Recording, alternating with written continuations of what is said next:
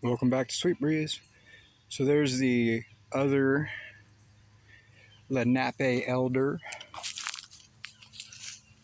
I call this one newborn fawn because there's a newborn fawn bones all around it. And I cleared this whole section out right here to make it like, now I'm just, fantasizing. But if a Lenape wanted to come out here to Caseman's property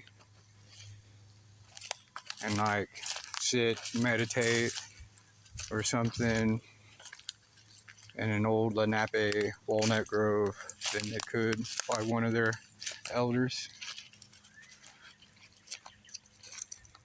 And this is newborn fawn. And there are the